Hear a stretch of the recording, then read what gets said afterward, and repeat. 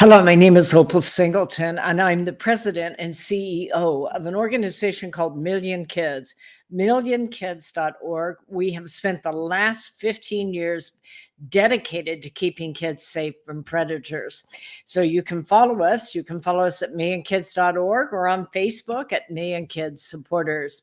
I want to talk to you today about why every parent should have a social media contract with their child. I don't care how old they are, even if they're 6 foot tall and look and sound like an adult, a contract is a good idea for social media.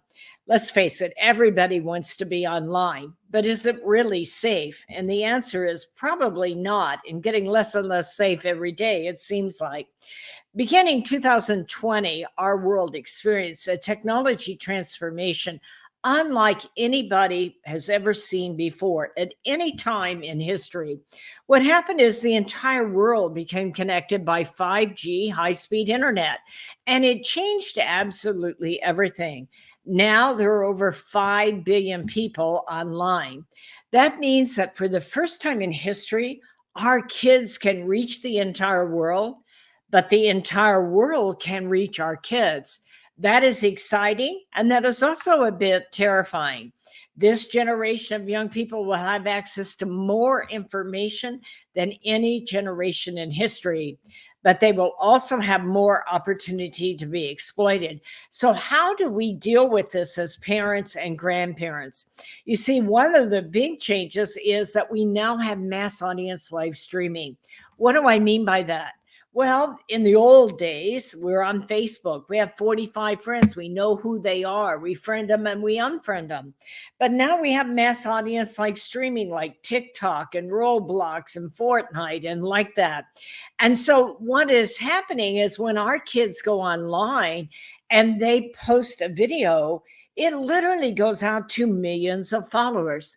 And those same millions of followers can reach back to our kids. Not only can they reach back to our kids, but they can also see their list of followers. So it changes absolutely everything. So video game chat rooms, dating site, hookup sites, that means that when our kids live in those worlds, they have the ability to interact with millions of people, and millions of people are listening to them also. One of the challenges is at the same time, we have geolocation software. So our kids go on a dating site and they meet a great good looking hunk or a really hot chick, okay? And they start to interact and it'll say, hey, I'm only 5 miles down the road. Let's meet up. On top of it, many of our apps now have financial transaction capability. Why is that important? Because our kids know how to use them. They've been doing it a long time on video gaming, but it also makes them very vulnerable when someone gets a hold of a photo where they want to blackmail them or a video where they may want to blackmail them. Sometimes it's really hard for all of us to tell who we're talking to on the internet. Let's face it, it's natural. We all see what we want to see, but we block out what we don't want to think about, even though the reality is that they are online with us. The challenge with social media is how can we teach our kids to recognize when they're in danger? And especially now with artificial intelligence. Artificial intelligence will allow good guys to do a lot of really good stuff, a lot of research and like that. But it also allows the people to alter images, alter voices, change reality, change the truth of what we're reading. The most common type of that is a deep fake. And that's when a predator gets hold of one of our images and they change. Maybe they take our kid's head and put it on a nude body, or maybe they take a body and put somebody else's head on it. They may change the voice so it seems like that person is really what you're looking at, when in fact it's all been photoshopped, but in a very sophisticated way. We're headed into a whole new world of deep fakes. Just last year, for the first time, NCMEC, National Center for Missing and Exploited Children, they run a cyber tip hotline. They received more than 32 million leads of potential online exploitation. That is 87,000 a day. Now, that isn't all moms calling in, okay? That means that what happened is many of your tech companies, they ran their algorithms, their bots, and they found images that were illicit or images of nudes of underage people and took them off. But that's still a massive number when you think about it. The FBI about 4 years ago said that any given time, about 500,000 pedophiles are online at any given time that might want to meet our child. One of the hardest things we do as an agency that combats this kind of trafficking and social media exploitation is this idea that it won't happen to me. And every kid I've ever met says, "Oh, mom, I'm going to know if I'm going to be catfished." I need parents to go, "No, my kid's okay. They will pay attention. I think they'll recognize it when they see it, or they don't even know what that F word means," that kind of thing. So overcoming that denial is one of the challenges we have in combating trafficking. Our first line of defense for you as a parent is to sit down and have an open conversation with your child about social media. This needs to be a partnership, a positive conversation. Certainly, there are rooms for parameters and thou shalt not, and you better not, and like that. But this has to be a partnership because it is changing so fast that all of us working together can barely stay up with it. So I'd encourage you to have a conversation with your child, family conversation, husband, wife, grandma, grandpa, the young person. Develop a joint strategy. Educate your entire family about sextortion and online sexual exploitation.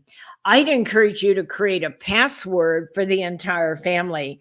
I like the word wackadoodle, but I made that up because it's not a common word. But find some word that is common. This is going to be very important because with artificial intelligence and deep fake images, you're going to have people contacting you saying, your son's in trouble and I need $3,500. And you're going, fine, what's the password? And so you need to get these passwords between the family members that you can know that, in fact, it is your child. I'd encourage you to develop a written contract between you and the entire family, including the minor, between the parent and the minor.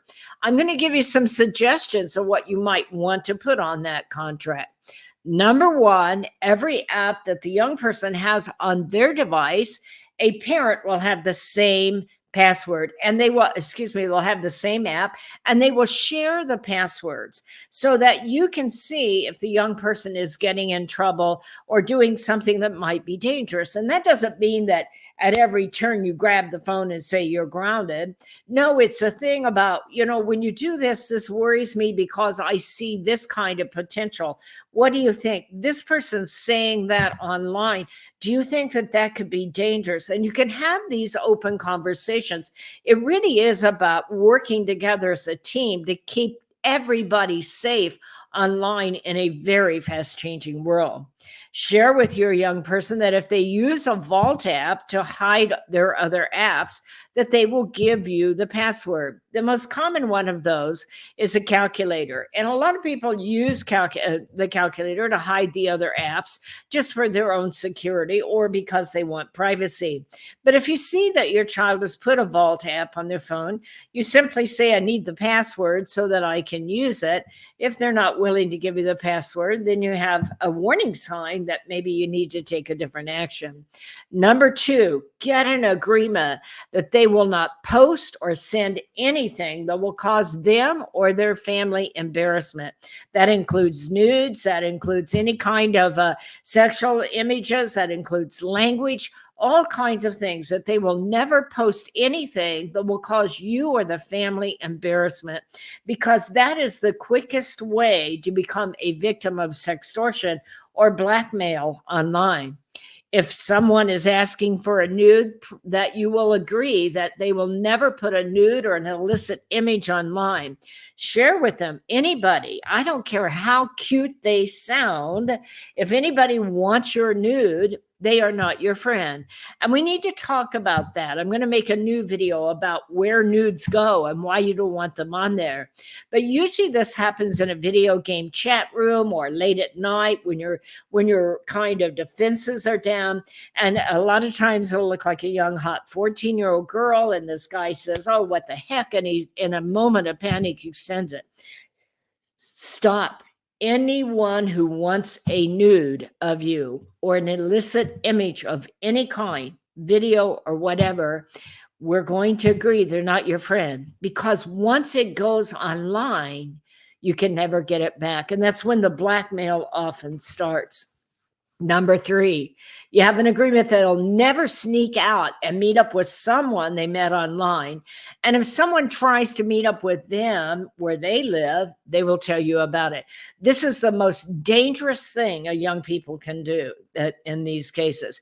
I can give you case after case where people were murdered, people were killed, people were raped. You know, a lot of times our kids want to just meet up with them and see if they really look like the person online. Have that conversation about how dangerous it is for them to sneak out and meet up, and even more dangerous if they come to your home. And number 4, and this is the most important one, mom and dad, it is important that you have a mutual agreement, a bond between yourself. This is a whole new world, and nobody has all the answers.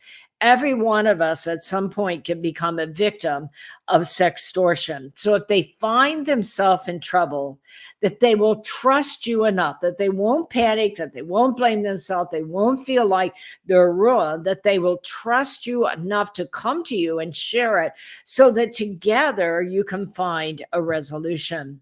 Remember, with artificial intelligence and global connectivity, millions of people you've never met can contact you. Every one of us at some point in time, adult and minors alike, can become a victim of blackmail or sextortion. So it is very important that we work together, that we tell each other, that we not take panic, we don't harm ourselves or hurt ourselves in any way, and that we tell someone and ask for help. Now, mom and dad, this is especially true with prepubescent children. They have very little capacity to understand. If they're online and somebody wants to take a nude of them, they think that's a funny game. That's how little kids think, okay? So that is the danger of prepubescent children. I've actually made a whole nother video series about the danger of putting underage children online when they're too young to understand about adult pedophilia. It's important to have an open conversation with your minor to make sure that they are leaders online. I believe the 4 most powerful words on earth in combating social media exploitation, by the way, we sell challenge coins that say this, are the 4 words, I believe in you. That is what happens online. We're looking for relationships. We're looking for somebody to love us or to think we're hot or think we're special. And it is important that we back up as parents, as grandparents, and let our kids know we're proud of them and we believe in them. If you find your child is in trouble in some way, or if you yourself are being blackmailed, it's important that you report. If it's an emergency, you always call 911. But to report online exploitation, you can go to your local law enforcement or contact a non-emergency number of your local law enforcement. You might ask for cybercrimes, but make sure you report it. This is important. You are not their only victim. These guys have thousands of victims. And if you will report your incident, you not only will keep yourself safer, but you might be able to help other people that are being blackmailed. If you feel that it's a crisis, don't be afraid to call the crisis hotline 988. And the national hotline for reporting, you can report sex trafficking, social media exploitation, child sexual abuse of all kinds, and you can report anonymously at 1-888-3737-888. That is 1-888-3737-888. Well, my name is Opal Singleton. This video is available at millionkids.org, not .com, .org. Please be sure and share it with your family, with your friends, with everyone you know. We thank you so much for listening. If this work has been important to you and you want to support our work financially, you can donate by going to millionkids.org. We appreciate your support. So finally, you can write to me at info@millionkids.org. My name is Opal Singleton. I appreciate so much your listening. I hope you'll share it with others, and I'll see you next time on one of these videos. Thank you.